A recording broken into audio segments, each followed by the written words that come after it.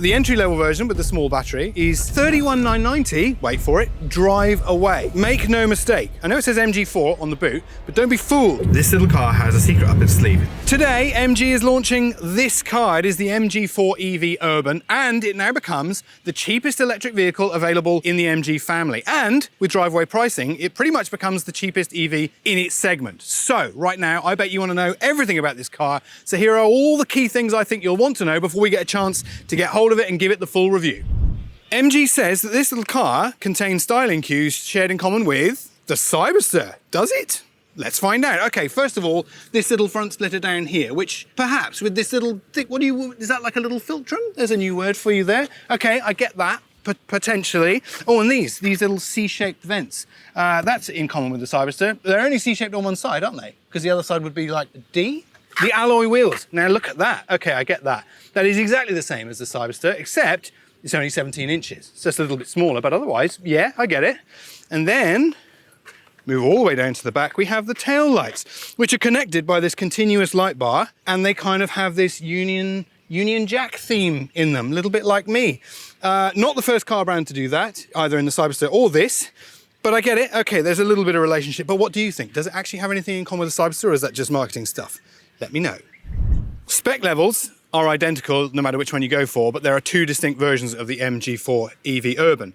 Two different battery sizes. The entry level is 43 kilowatt hour, but then there's a 54 kilowatt hour battery, which can give you up to in excess of 400 kilometers on a single charge, which is pretty respectable.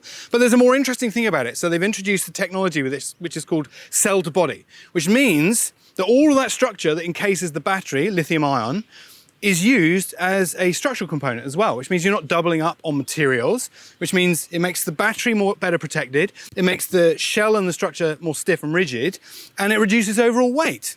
And there's also another advantage as well. In there's heaps of foot room and leg room because you're not doubling up on thickness of the battery, which means the battery can keep low and you get loads of space advantages as well. So there's a lot of kit in this little car. So right now I bet you're thinking, how much does it cost? Well, I'm happy to tell you that the entry-level version with the small battery is $31,990, wait for it, drive away, which means this thing is a direct rival to things like the Atto 3, the Kia EV3, that kind of stuff. A lot of car for your cash. So not only is this the cheapest EV in the MG range, it also makes it one of the best value and most affordable in the segment. Make no mistake, I know it says MG4 on the boot, but don't be fooled because this car, even though it replaces the existing Excite entry level in the MG4 range, is mechanically completely unrelated to that car. It's on a different platform than the new E4. It's front wheel drive, not rear wheel drive. It's actually slightly bigger, believe it or not. So it's all different. So I bet you're thinking it probably drives completely differently as well. I want to find out.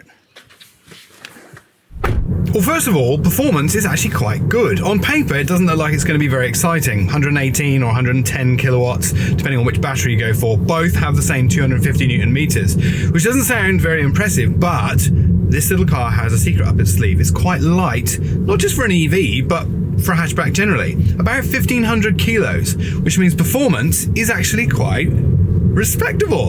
And it's the kind of performance you want in a car like this. Torque, low down torque, off the mark acceleration, just what you want for nipping around cities and suburbia. There's also another feature which is really suitable for this kind of driving. It's turning circle, just 10.5 meters, which is surprising because its wheelbase is 2.7 meters. Normally that means you've got a terrible turning circle, but because that steering rack at the front has such a lot of lock, you can maneuver it really, really well. While I've got some time at the wheel, I can talk about some of the things I love about this interior. First of all, it seems to be fairly well screwed together. Materials are, yeah, okay. Nice on the dash, a little bit scratchy in places. Yeah, this sort of fake aluminium look is all right, I suppose, but remember, this is an affordable car. 12.8-inch central touchscreen, which works very nicely, good resolution, a little bit dark on a bright day today. You've also got a 7-inch driver's instrument cluster. Now, MG calls it a head-up display, which it isn't. It doesn't project it onto the screen ahead of you. It's just a digital driver's instrument cluster. And also, responding to customer feedback, there is a proper physical HVAC control panel, which I really like. Nothing's buried in that touchscreen for your temperature control and your fan speed. It's also very quiet. There's no transmission noise. There's no drivetrain noise. That has been a bit of a problem in some other MG EVs. And I don't have regen paddles to adjust the amount of recouping power back into the battery, but I can adjust it in here through about 4 different levels. I've got it on the more aggressive side and it works really nicely. I also have to say that throttle modulation is great, and both pedals are good actually. There's none of that squashy regen horrible pedal you can feel on the brake, and for a calibration around town, it's very easy to control your speeds at both on and off in traffic and also slow speeds like I am in a bit of traffic now.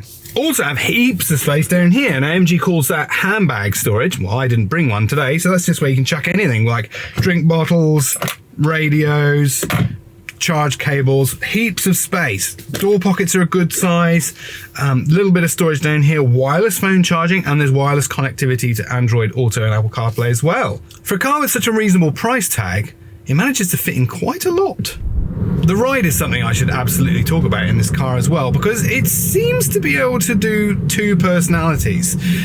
Some of the roads we're driving on around Sydney's suburbs are notoriously poorly maintained, especially when you get those old beachside concrete roads, and we're getting to experience a few of those.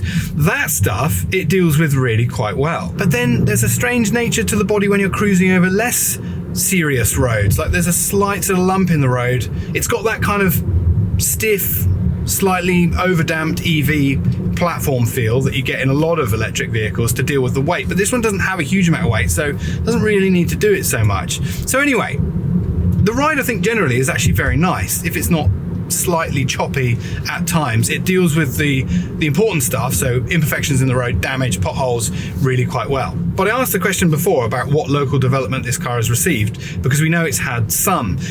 This car has spent time in Australia, I think about 12 months, in camouflage and disguises, because they wanted to test it so sufficiently for this market. Now, they won't tell me what resulted from that, whether that was a suspension tune, whether it's just some materials changes, maybe it was steering, could even be throttle or brake calibration, but they haven't got back to me on that yet. But either way, the result is good, and I think generally it suits this kind of environment quite well. But speaking of environments, the one thing we're not going to be doing today is any kind of freeway driving. Why, one has to ask yourself. It might be because we're just interpreting its name, the Urban, very literally. Or perhaps it's because it doesn't do something on the freeway very well. Either way, you'll just have to stay tuned, and that's why we're so keen to get in this car down the line and see what it's like under a full test. There's a lot to like about this car. Extremely sharp price, reasonable range, and also a surprising amount of generous equipment. So all traditional things to like an EV4, but right now, there's a couple of things going on in the world that might make you think a little bit more and consider an EV might suit your purposes and your lifestyle. And if that's the case, then the timing of this car could not be any better. That is the MG4 EV Urban. It arrives in Australia right now. If you want to know more about it, wait to see the full review coming to car sales soon. And if you have any questions about this intriguing little car, then let us know in the comments below. And thanks for watching Car Sales.